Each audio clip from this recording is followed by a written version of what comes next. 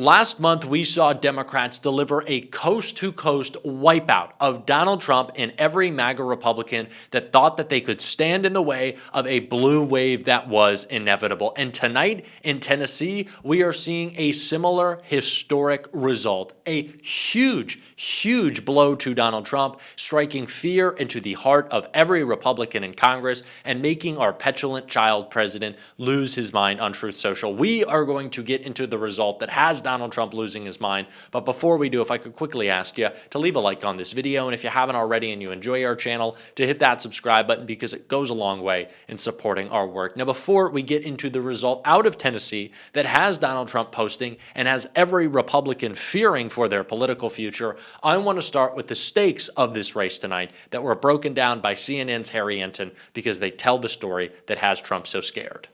It is a ruby red Republican district, John Berman. What are we talking about? Well, why don't we just take a look at the past three presidential elections in the great state of Tennessee, in the 7th district, in that great state. Look at Trump's margins. In 2016, he won it by 17 points. 2020, 15 points. And then in 2024, Johnny B, takes the cake here. We get Donald Trump winning by 22 points. That's why I say even a close GOP win tomorrow is a bad sign for them, because what we're dealing with is a district that all three times that Donald Trump was on the ballot in the general election, he won it by double digits. And last time, he broke the 20-point margin barrier. I would say if you had to look at the congressional map, any district that Donald Trump won by 22 points, you would say, you know, you've got like nearly a 100% chance of winning if you're running for Congress there. But what are the prediction markets saying right now? Yeah, what are we talking about in terms of the prediction market odds? Look, the Democrat has a 15% chance of winning in that race, okay? A 15% chance, which ain't nothing in a district that Donald Trump won by 22 points. But here, I think, is the key nugget on this side of the ledger, and that is a GOP win by under 10 points. There's a 68% chance of that. So there is a more than two-thirds chance that the Republican candidate, yes, they win, but they win by a significantly lower margin than Donald Trump. We're talking about double digits, smaller. We're talking about a huge shift to the left. We're talking about, when you add these two together, we're talking about a more than 80% chance that there is a clear double-digit shift to the left, and a 15% chance the Democrat actually wins in a district that Donald Trump won by 22 points. That just shows you how bad the environment is for Republicans right now, that the Democrat has any sort of a chance in this district. Talk to me about what the special elections have been showing so far. Yeah, okay, so you see this and you say, okay, this might just be a one-off in Tennessee. It's a December special election. But get this, 2025 House special elections. Dems outran Kamala Harris. We've had 5 so far.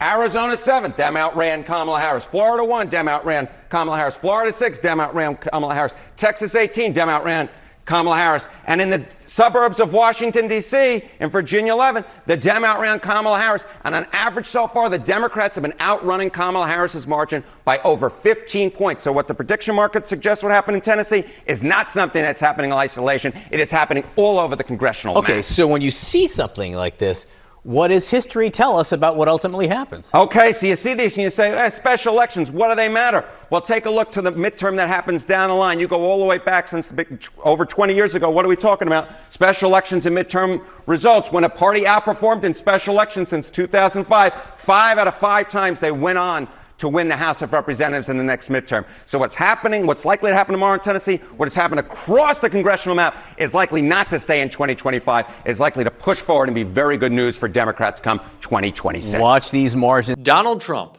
won this seat by 22 points. 22 points. Donald Trump, a year ago, was able to win this district by. This should be a cakewalk. It should have been a cakewalk. Donald Trump had Mike Johnson go to the district. He had J.D. Vance go to the district. He did a teletown hall into the district. He's been threatening Republicans that they're going to have their guns taken away if Democrats win. He is essentially saying this is the most important election ever because the last round of elections, he got beat down in. Donald Trump knows that this is projecting out what the midterms are going to look like, and the result tonight is an incredibly scary projection from Donald Trump.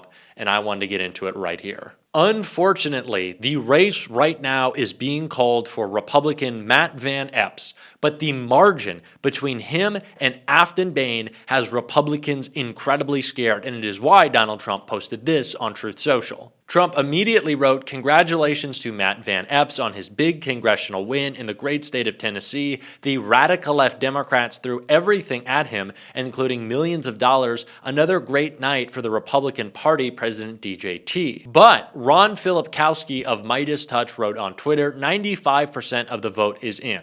Trump won this district by 22 points in 2024, as Democrats across the country continue to overperform even in the reddest districts. A single-digit victory for a Republican district that Donald Trump won by 22 points is an insane shift that spells disaster for the midterms. It is incredibly disappointing that a candidate like Afton Bain, an incredible progressive candidate, was not able to make it across the finish line. But the fact that it was this close and a progressive ran this close to victory is incredible. Not because it is shocking that a progressive was able to do so, but this shows that we need more progressive candidates running on the issues of affordability, unafraid to stand up to corporate interest. That is what Afton Bain was. And if this is the result that we are getting in one of the reddest districts out there,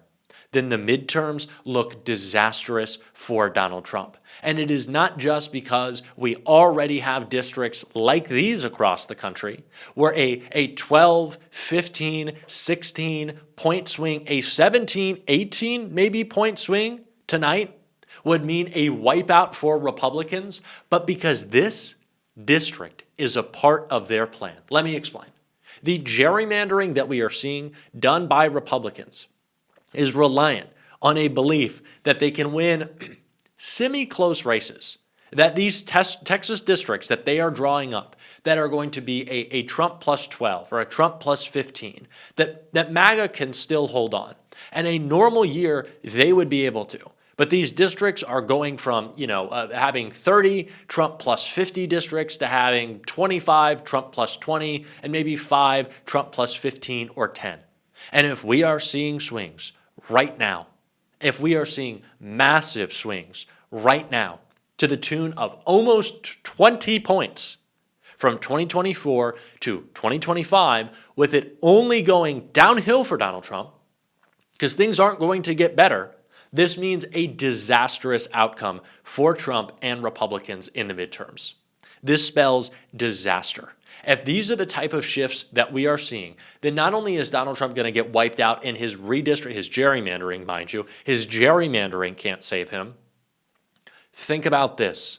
The seats that Republicans are drawing right now to try to have tight but manageable Republican victories are no longer tight and manageable. They are going to be seats that are flipped blue. Republicans, in their effort to gerrymander Texas, might have just given us more seats because it was going to be impossible to win a seat that Donald Trump won by 45 points in 2024. Would be impossible mathematically. But those seats that are 20 points, 18 points in certain areas, those are now winnable. And those are the seats that Republicans are drawing. They are just shooting themselves in the foot over and over and over and over and over and over again to the tune of what? 40, 50, 60, 70 seats we might be able to flip, and we're not even thinking about the Senate yet. If this result colors what the midterms will look like, Donald Trump is done. He is already a lame duck president, and Republicans in the House right now are seeing this result and they're going, oh shit. Oh no, do I really want to be embarrassed? Do I really want to be embarrassed with a loss? Maybe I should just resign. Maybe I don't want to be a part of Donald Trump's pedophile protection racket. Maybe I don't want to have to defend Pete Hegseth. Maybe I don't want to be a part of an investigation into Pam Bondi. Maybe I just call it quits now and I don't suffer an election loss come November next year. That is what Republicans are thinking about. And Mike Johnson is hyper aware of that. Donald Trump is hyper aware of that. They are terrified. Republicans really should be right now. Again, this is not the exact result that we wanted tonight, But it being this close is a testament to the incredible insurgent campaigns we have seen from progressives, the blue tsunami that is going to come from coast to coast, and the fear that is in Donald Trump's heart tonight. Donald Trump said that Democrats threw everything at this race. Donald Trump threw everything at this race. He was posting constantly. He sent all his little goons. He called in his favor, millions of dollars for a Trump plus 22 race. They only have so much money to spend. They only have so much manpower come the midterms. How are they going to divvy it up? Some Republicans are just going to be out to pasture. They're just going to sacrifice them. We should end tonight. It is not the result we wanted, but end it with one of these. A smile. Things are bad for Donald Trump. They are. And they are only going to continue to get worse. Epstein's not going away. The terrible economy that Donald Trump has created, it's not going away. God, I wish it would. People aren't going to forget, though. And of course, his latest scandal with his war criminal buddy Pete Hegseth is also not going away. It's taking a step back from this, Nicole. I don't understand why we're going to war with Venezuela. And I'm not sure the administration has even bothered to try to come up with anything even internally coherent in terms of explaining why Trump has proclaimed that we are at war with Venezuela. My sense is that they wanted to use the Alien Enemies Act to illegally deport people, arrest and deport people from this country that actually weren't subject to deportation. They decided the Alien Enemies Act was a way to do that. They then realized the Alien Enemies Act required a war, so then they declared a war. Then they needed a reason for the war, so then they reverse engineered some sort of reason for the war. Ostensibly right now, the reason for the war is to stop drug trafficking into the United States. Today, the man convicted of the largest volume of drug trafficking in the history of the United States was just freed from prison by Donald Trump, the former president of Honduras. So clearly, if that's the area of focus, that isn't the justification for this war. So what are we doing there in the first place? Why are we blowing out of the water and killing people in boats with outboard motors, some of which aren't even pointed towards the United States, let alone verified to have drugs on them, let alone even if they were coming to the United States and they had the capacity to reach the United States and they were filled with drugs, why isn't it possible to just interdict them the way that we do with the Coast Guard, where you go and take the drugs and then put those people on trial and investigate and then follow the drugs to their source of origin and then take care of it there? None of this makes any sense. It feels like they bumbled themselves into a profoundly incoherent and illegal situation in which they decided the one true benefit they were getting out of all of it is that they were getting video game style visuals to play on Fox News and put on TikTok. And they liked that.